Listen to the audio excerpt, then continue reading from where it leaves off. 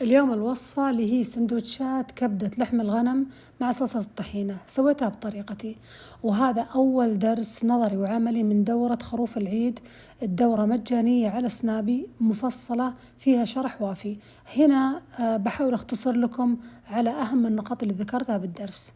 أول شيء بالنسبة للكبدة نتفق إنه تنغسل قبل التقطيع، ما تنغسل أبدا بعد التقطيع. بالنسبة لي احتجت بس الكبدة والكلاوي، الطحال والقلب والأشياء هذه كلها شلتها على جنب. شلت الشحم اللي على الكبدة وغسلتها هي والكلية ونشفتها وبعدين قطعتها. ممكن تقطعونها مستطيلات صغار مرة أو مستطيلات وسط أو مربعات. أنا بالنسبة لي حابة يكون التقطيع مربعات. طيب الحين بطاوة عميقة على النار، وممكن مغش، فخار، ممكن زي دور السعادة، أي طريقة تطبخونها فيه. جبت شحم لية الخروف، أنا بالنسبة لي ألذ وأطعم مع الكبدة والأكلات الشعبية عامة. بعد ما سخنت المقلاية والشحم حطيت الكبدة وقلبت على حرارة عالية جدا لين استوت. بعدين أضفت الملح والكمون والفلفل الأسود والبصل والفلفل الرومي والفلفل الحار، كله مقطع جوانح، وعطيته تشويحة سريعة.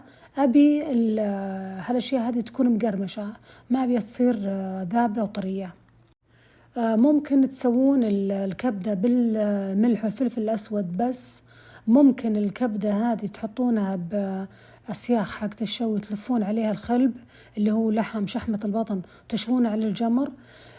ممكن بعد ما انتهيت من الكبدة تضيفون طماط، بعض الناس يحب يضيف الطماطم، ممكن تضيفون بصل أخضر، ممكن بقدونس، كزبرة، جبنة سايلة، دبس رمان، صلصة الطحينة تضيفونها الآن إذا أنتم تبون. فالإضافات والاقتراحات كثيرة، بس أنا بالنسبة لي هالسنة هذه قررت إني أسوي الكبدة بالطريقة هذه، وكانت جدا لذيذة. خليت الحرارة مرة عالية لين شاطت شوي من تحت، عطاها كرملة وطعم مرة لذيذ. شلت المقلاة على جنب وجهزت الصامولي صغار، سويت فتحة بالسكين وحشيتها بالكبدة مع البصل والفلفل الرومي والفلفل الحار. حطيت على الوجه بقدونس وكزبرة، صلصة الطحين اللي سويتها معكم والشطة الحارة وقدمتها. ممكن تقدمونها مع الشاي أو مع أي مشروب.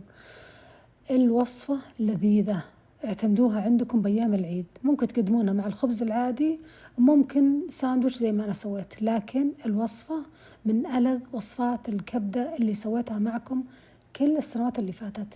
طبقوها، يا على صح وعافية عليكم جميعا.